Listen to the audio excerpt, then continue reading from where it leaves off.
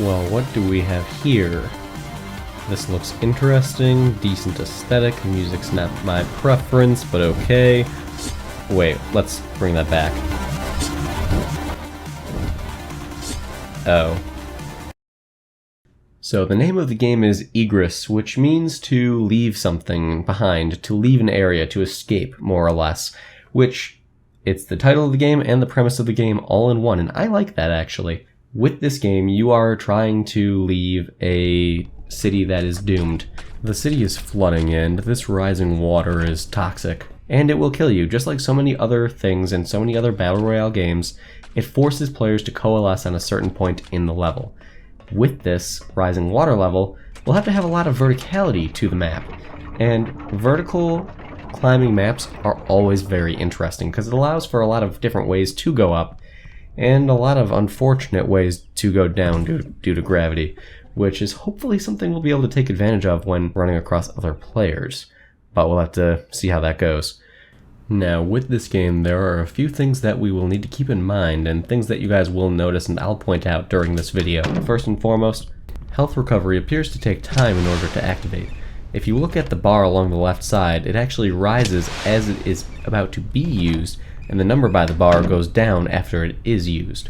Aside from that though, you have items that you can pick up from chests, and you have some weapons that have unique properties from what we're able to tell so far. Now, with this particular torch-like weapon that we're looking at right now, it reminds me of a miniature gargoyle flame hammer. It's a mace, it shoots out fire, and it's interesting. With it, you can shoot out a set of projectiles. That's the thing that's on the left option for the D-pad, you can see that in the bottom right corner. With the right option on the D-pad, it lets you circle yourself with this little halo of fire around your feet, which allows you to reflect some damage that you take back at your opponent. So as opposed to a ring of thorns, you have a burning ring of fire. For our opponent, they're using a halberd-like weapon, and they have a crossbow, so it is what it is. Of course, up on the D-pad we have some Molotov cocktails of some kind or another. Movement reminds me of Dark Souls 2. The character model reminds me of Dark Souls 2 with the way they walk around, which I don't think that's a bad thing, to be perfectly honest with you. In addition to that, we do have omnidirectional rolling, which is something that, I'll be honest, I'm going to miss that when the Dark Souls remaster comes out. And that's really what we've got at the moment. There's not a whole lot to judge this game on just yet, and honestly, it's a shame that people are being so harsh when they see the footage of this game.